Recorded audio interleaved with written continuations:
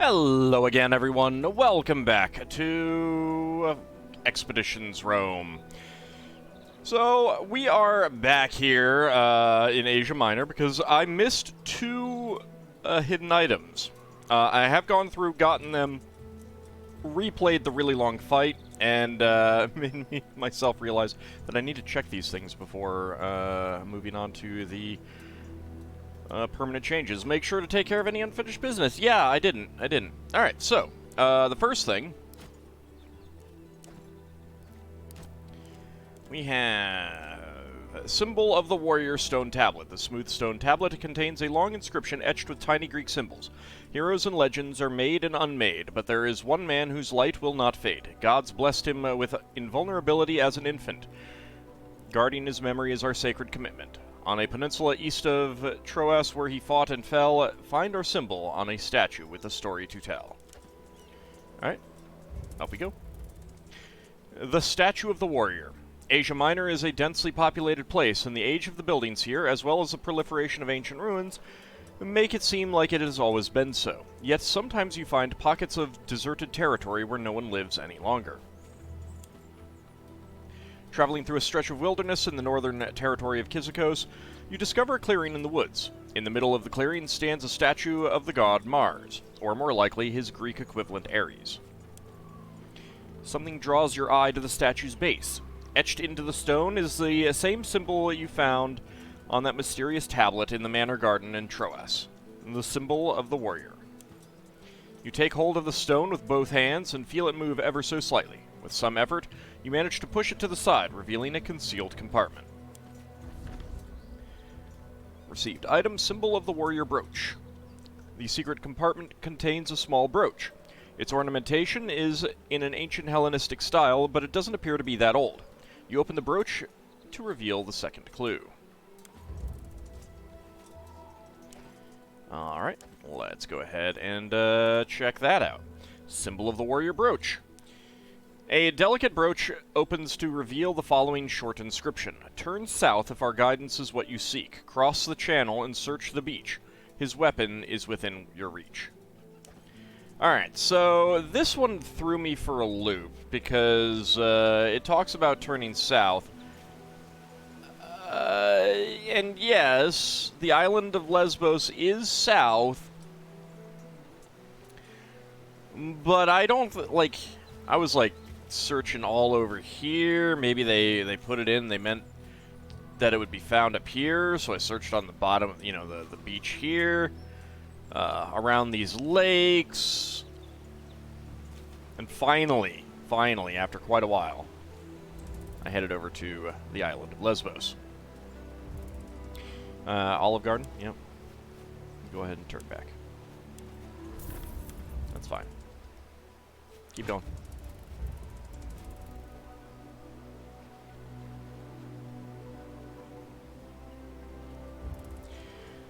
Buried treasure. Having located the beach where you believe the brooch with the symbol of the warrior directed you to go, you set about searching the beach for any further clues.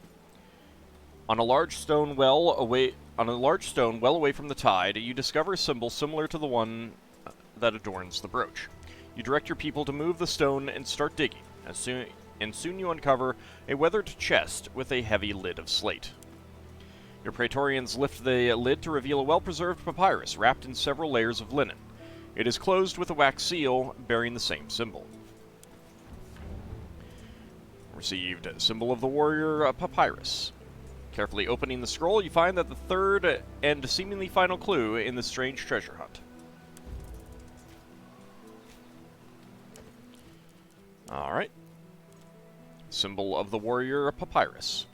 Greek symbols written in a delicate hand dance across this papyrus scroll. At Troy, when the warrior fell in the siege, he was buried within the city's reach.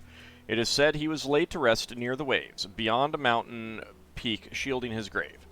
Our warrior rests overlooking the sea, gazing west at his birthing place of Thessaly. So that one threw me for a bit, too. I was thinking maybe over here. Troy is believed to have been around here somewhere. The actual city of Troy. Maybe there, but I can't remember exactly. But before we go find that, we come over here and head back to the warehouse. So we could have gotten this quite early on. I don't need to really take anyone, but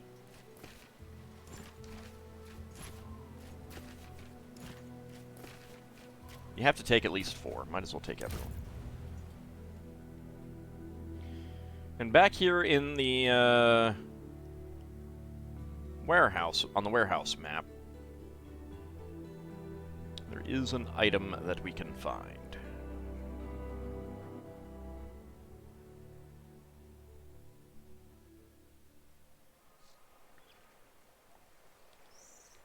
Alright, so we start up there, but let's take a look down here. And there's some people down here with a fire pit and an object. So let's come in here. We can't talk to any of them. I don't know if they're worshipping. I don't know if they're mourning the people we killed. They do look like they're mourning. That guy looks like a priest. But there is something we can pick up here. And they don't care. Token of Libitina. This is random. This is so this is not the stuff that it'll have on it when I load back up. Movement +1, critical damage +1, fire resistance +10%. Enemies killed by you will always die in the most violent possible fashion. Well, now, doesn't that just sound fun? Libitina is the Roman goddess of funerals and burial. Those who carry her symbol are marked as harbingers of death. So go ahead and grab that. And you can, of course, dismantle it and remake it. Try to get something better on it. +1 movement is pretty nice. You can always put on some things of your own, like focus maximum and stuff like that. And that's what the focus maximum is. What I ended up getting on it. Because I did end up replacing this one, so base damage maximum and focus maximum, I think, are 2 of the things that I got on it. Okay, so, there is a mountain here, and there's a little beach that could look over to, Greece on the other side of the channel, so let's go check this out.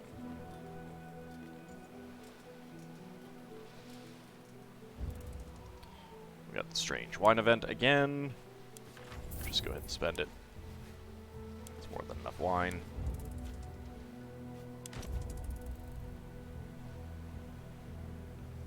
Not that it matters here, but...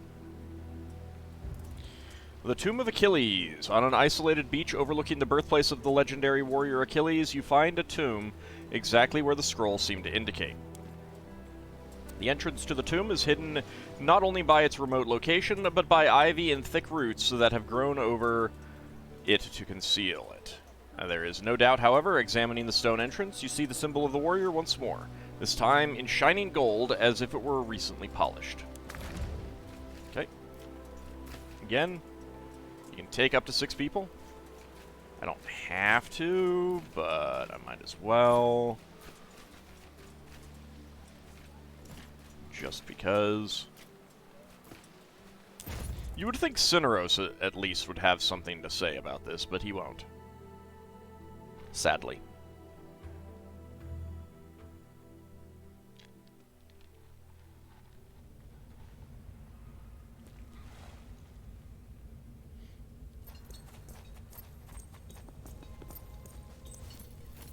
And as we get up here, our companions will just decide to go stand around. There's fires burning. There's a helmet, there's a bow, there's a sword, a shield. Can't pick up any of that stuff. There is a barrel here. Heavy armor plate 3, sword blade 2. Obviously I'm not getting these things. Day rations and large medicine bundle. You can have more than just the 4 items as well. 150 coins. Arcus 1, not very good. I obviously didn't get that. Light armor rings, 10-day rations. Large coin purse, and a small food sack. And then, of course, the most important thing.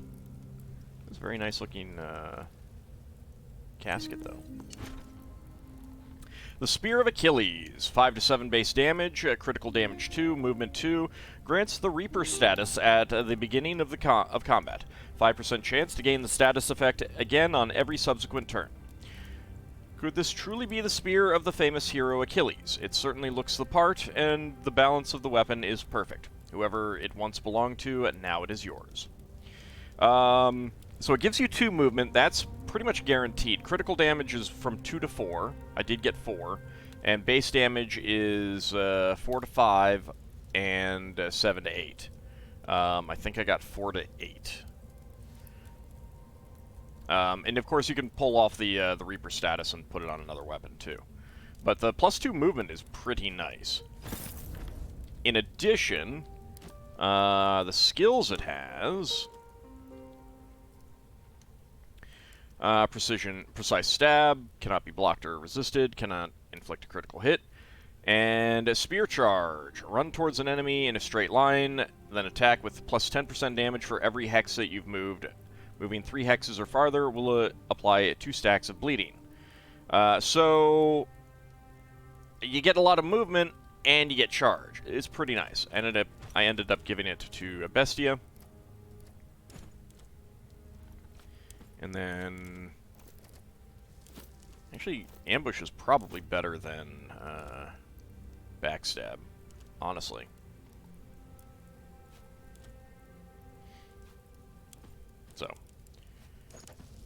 So that's what we're looking at with that. And those are the things that we missed. So let's go ahead and load back in. Back in Rome. Rome, sweet Rome.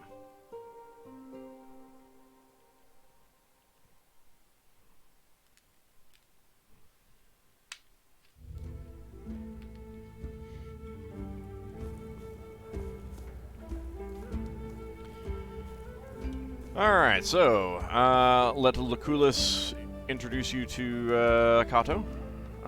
We can talk to Thermus first.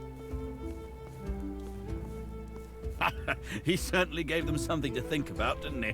Indeed, well, I can't blame them for being rattled. It took me quite some time to get used to the idea of a woman in charge of a legion. Well, you look well, Thermus. Have you recovered yet? My leg still hurts every now and then, and all this rain isn't helping. That is nothing compared to what could have been. You have my eternal gratitude. I will hold you to your word. Your gratitude is unnecessary. I was simply performing my duty. It was the least I could do to save a commanding officer. There is still a lot I can learn from you. Yeah, we'll go with that. I like being nice. Much appreciated. But I'm eager to return to my propraetorship in Asia. With any luck, Rome will never have need of me again. Do you have any opinions on my impending Senate hearing? It is pretty much out of my hands. I'd follow your Patronus's lead. Lucullus is a smart man who usually has a few backup plans. Even without solid evidence, he will be able to put you into an advantageous position. Nevertheless, I would advise caution. Vitellius Scaevola, and especially his brother Lurco, are ruthless and cunning. Expect the unexpected. Okay. Do you know all of these people? Only those who matter. Be careful around Cotta. He's still reeling somewhat from the damage that was done to his pride. His pride? We saved his life. He has nothing to blame but his own failure. I don't like either of those, but we'll go with the second one. To a man like Cotta, an honorable death would have been preferable to a humiliating near miss. Yeah, I'll leave you to your wine then. Wait a second. Are there 2 Cineroses? Oh my god, there are 2 Cineroses. He's cloning himself. might not quite be the same. He's got blue. He's got... Alright, well, let's see. Because we do actually have equipment on. We can't remove it. Fist 2. Fist 2. Fine Toga 1.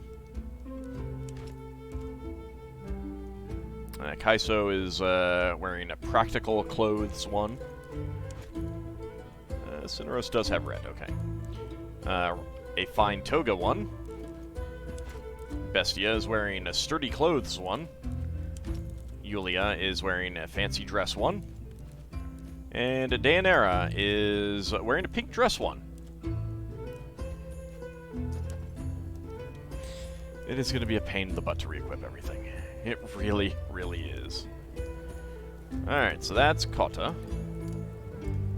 And we have Kikoro and Nakato. I guess we'll come over here then. It must be some sort of jest. A woman in charge of a legion? I don't know what Lucullus's game is. He's an Optimus. There is no way he would allow such a thing, let alone endorse it. Excuse me, I'm right here, you know. Let's see if anyone else has anything to say.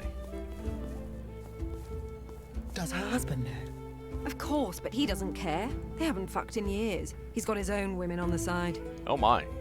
You want to tell me who you're talking about? This might be important.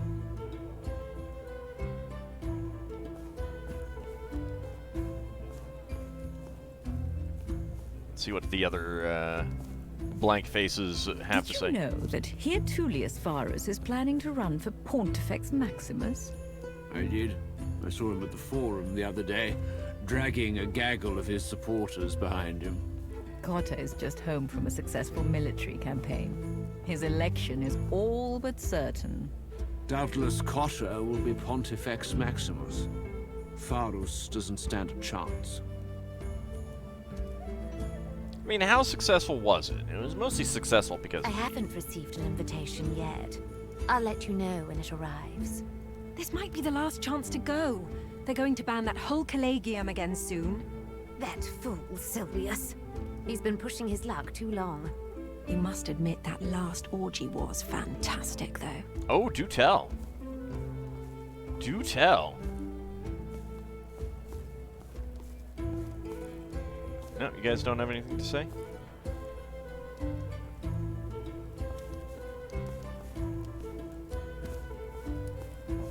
Looking for other people who may have some dialogue. Get over here. I was surprised Crassus offered to pay for the whole campaign himself. He's desperate for a military victory to get himself elected consul. But fending off a mob of gladiators? That's not very glamorous. An easy victory to advertise to gullible plebeians.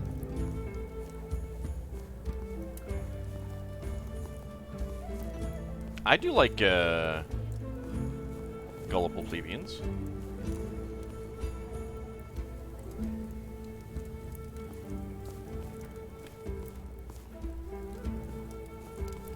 Is Pompeius Magnus not coming tonight? He's in Hispania, I believe. Shit. Oh, I thought this was my chance to win his patronage. Ah, sucks to be you. Alright, I think I'll talk to Kota first, but I want to save it just to be on the safe side in case things happen. Like, it might direct us over to talk to him after we talk to them. I'm a little bit worried that talking to them is going to, like, end the event here. Of course. The savior of the legions, Lucullus Wonder Kid. I knew you would be here. Then your powers of divination truly have no equal. Sully, I can leave if this is a private conversation. I will be polite to him. Nonsense. It's a party after all. What would be the purpose of these gatherings if we refrained from conversation? I am Aurelia Cotta. Marcus and Lucius are my brothers. It's wonderful to meet you, Legate.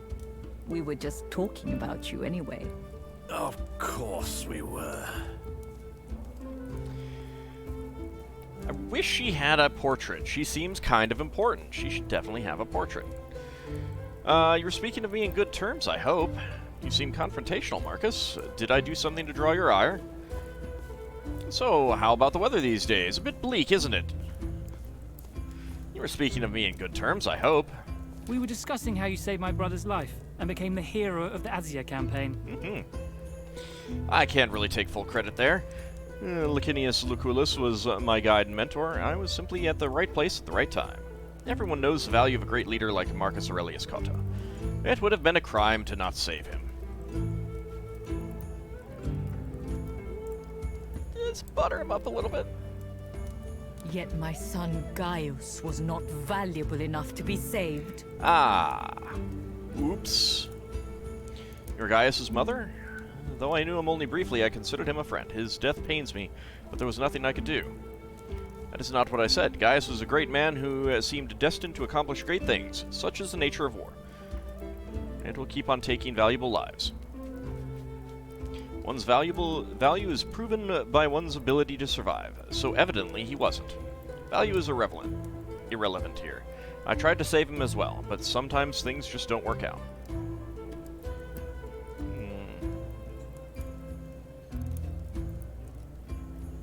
Yeah, I like the first option best. I apologize, Legate. They told me you had become close despite how briefly you knew each other. Show Aurelia Caesar's broken sword. I brought this home after your son died. It's the blade of his sword. Oh, it's broken. This sword was my father's.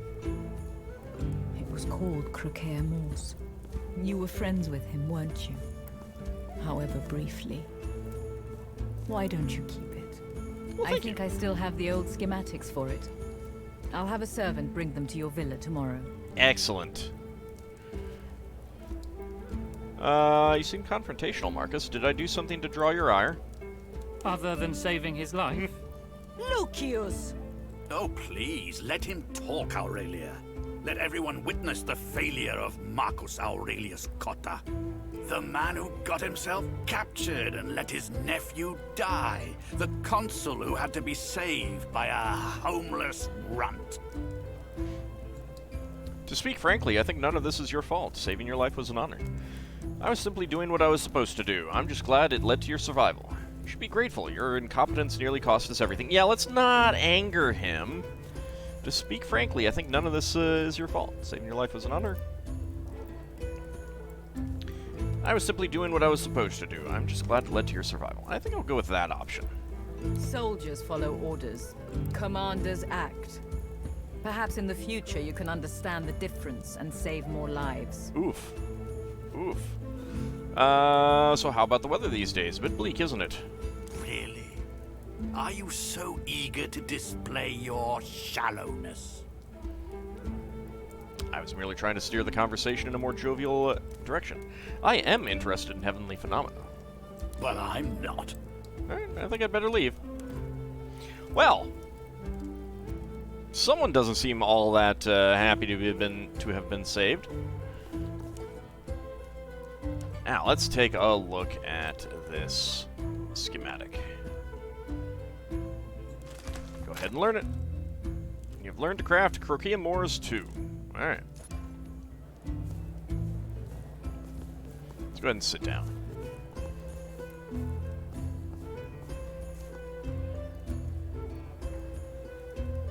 Okay, that's Kato, and this is Cicero.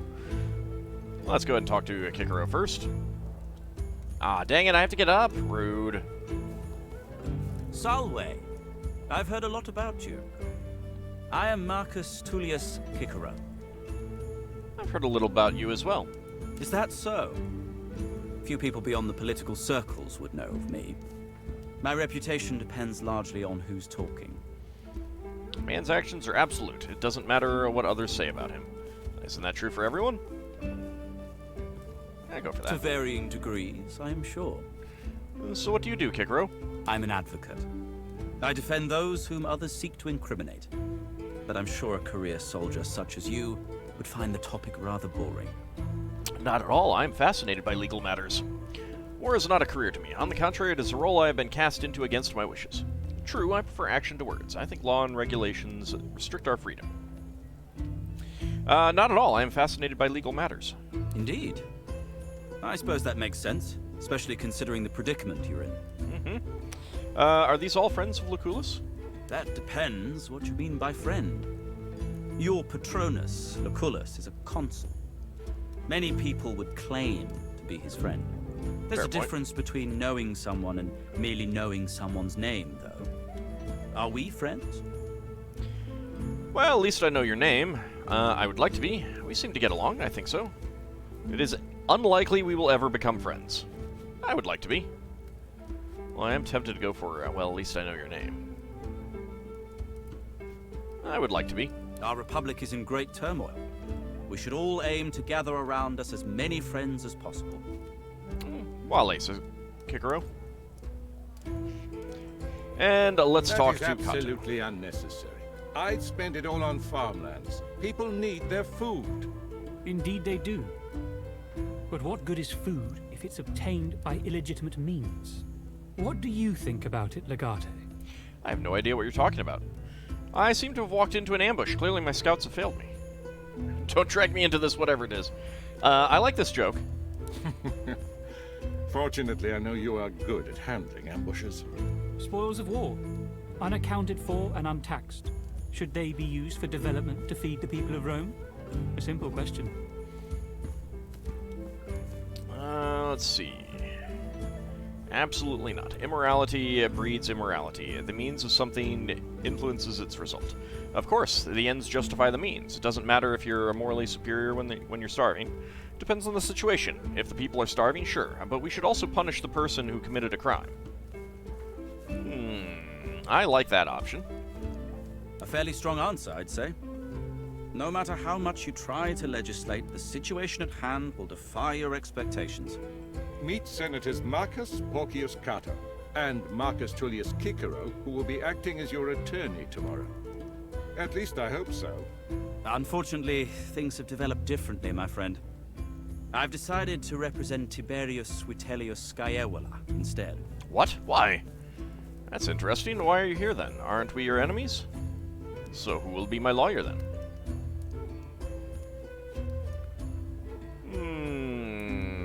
Let's go for the middle option. Enemies? Most certainly not. I am an advocate. I just represent my client in a specific matter. Certainly an interesting turn of events. But I've heard you talking disfavorably about the Vitellius brothers before. How do you justify defending them? What I justify hardly matters. I seek to represent them to the best of my ability, so justice can be served. It is immoral to defend someone when you know he's guilty. If that's what the system requires, I guess it makes sense.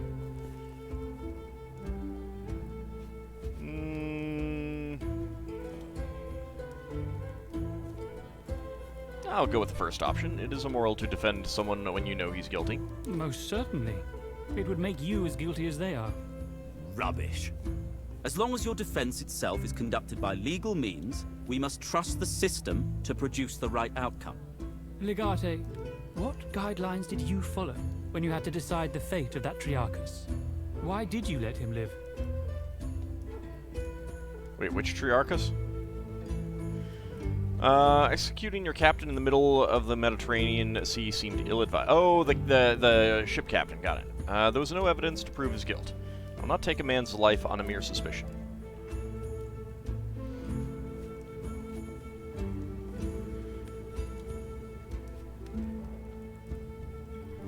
Yeah, I will not take a man's life on a mere suspicion.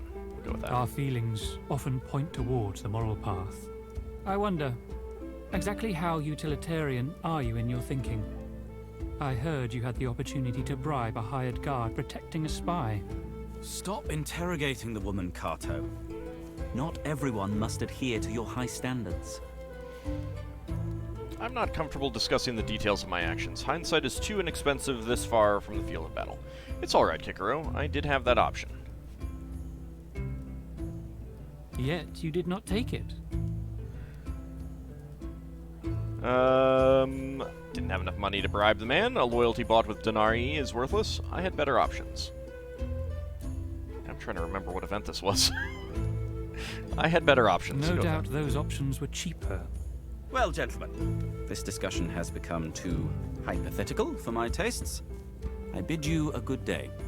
Wale, Cicero. See you tomorrow. One final question, before I retire as well. You and your questions, Cato. I believe if you wanted, you could enter the Pomerium fully armed. Why didn't you? Because I was told to do so. That rule is as old as Rome itself. Disobeying it would be to disrespect our society. I do not need any weapons to defend myself. That rule is as old as Rome itself. Disobeying it would be to disrespect our society. Indeed. In betraying Rome, you would betray yourself. This has been an interesting conversation, gentlemen. I thank you for it. But now, with your permission, I shall leave. Welate. Wale, Cato. And off they go. We don't have enough evidence to condemn Vitellius Scaevola yet. But I shall try tomorrow at the Senate. Hopefully I can secure Cato's help. You should go to your villa. Be careful, though. Scaevola's thugs are still guarding it. Don't worry, I'll take care of it. By Jupiter, don't get yourself killed. Hire some people. I have some good friends. Be careful. Return to Cineros when you're ready to leave the feast. Alright, there he is. But that is going to have to wait for next time. That has certainly been an interesting situation. I'm not sure how or if it can play out differently. But we'll have to find out how this is going to play out next time. See you then, everyone.